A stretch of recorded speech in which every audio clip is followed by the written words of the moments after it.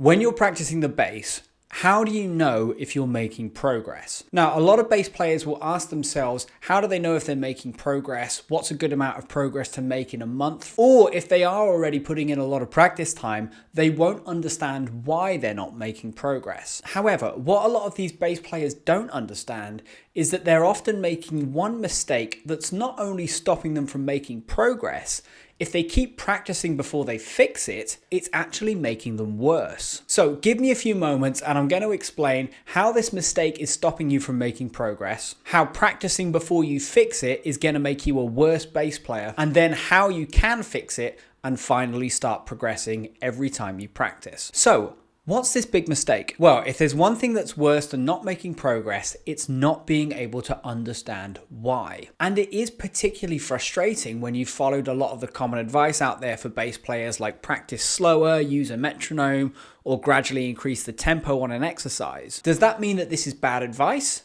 No. In fairness, it is exactly what you should be doing. The problem is, you're just not doing it exactly when you should be doing it. You see, practice and progress aren't the same thing. Practice, on the one hand, is great for reinforcing and building new habits, like learning new techniques, learning scale shapes better, or learning arpeggios. And the reason it's so appealing to think that the more practice time you put in means the more progress you're going to make is because you can draw a straight line. There's a correlation between hours put in and progress made. However, in reality, this isn't true, because practice is awful for those times when you're not progressing and you can't figure out why. You see, the key to making progress, on the other hand, is identifying and addressing mistakes within your own playing, and practice time alone won't help you do that. This is why putting in loads of practice time before you actually diagnose what's going wrong and what mistakes you're making in your own playing is this huge mistake that is stopping you from progressing.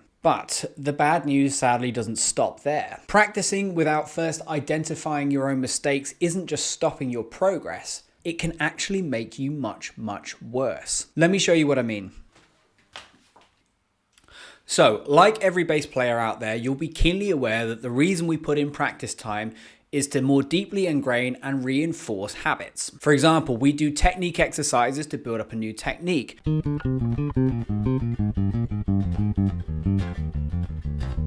We practice arpeggios so that we can learn them better.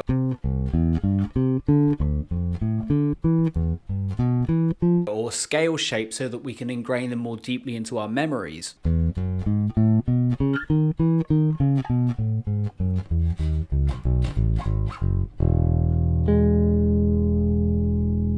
Now, we've already seen that simply putting in more time and effort doesn't necessarily mean that we're going to progress, but there's actually a much bigger problem with this practice approach. You see, practice and repetition are actually a double-edged sword. The more you repeat something, the more deeply it becomes ingrained as a habit. If you don't first identify the problems that you're experiencing and what you're doing wrong, when you put in more and more practice time, you unknowingly start ingraining bad habits into your playing really, really deeply. And of course, the more deeply they're ingrained, the more time they're going to take to remove, undo, and correct. It's a little bit like trying to drive with a punctured tire. The more you do it, the worse the puncture gets. As a bass player, it's something you absolutely have to stop doing, because this is how practicing can actually make you much, much worse. But now there's a new problem. How can you effectively identify all the mistakes that you're currently making so you can address them in your practice and finally start to progress? After all, everyone's different. Every bass player will struggle with different things, so surely there's not a one-size-fits-all process that we can all go through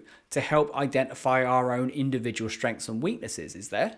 Well, here's how I help my students fix this exact problem so that they can finally start progressing every single time that they practice. So whenever a bassist takes one of my video workshops, one of my courses, or has a private lesson with me, one of the first things I do is I give them this. This is what I call a practice tracker. As I say, it's included with all my workshops, but there's no reason why you can't make your own. The principle of how it works is the important thing to grasp here. So it's a really simple PDF document, and if you take a look around it, you'll see that on the left-hand side, you can list out what exercises you're going to do, what your goals are, your tempo.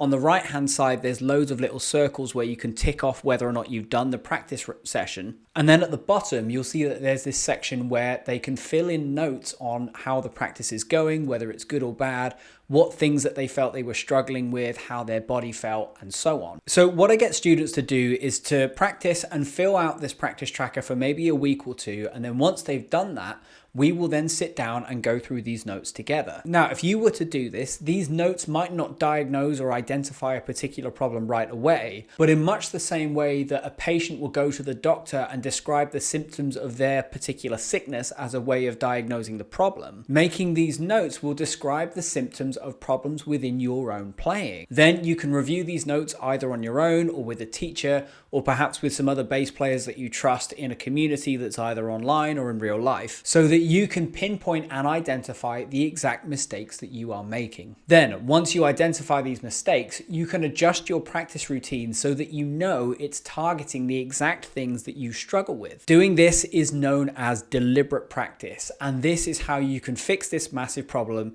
and ensure that you progress every single time that you practice. However, now you've got a new problem. What if you don't feel comfortable going through this process on your own? Or what if you simply don't feel ready or qualified to start diagnosing and fixing your own playing mistakes? Well, I've actually made a video of the 3 most common mistakes I see bass players make. And once you learn about them, you'll be able to use this process to fix them and benefit from everything that you've learned in this video. So click up here to watch that and learn about 3 bass playing mistakes that you'll regret not fixing.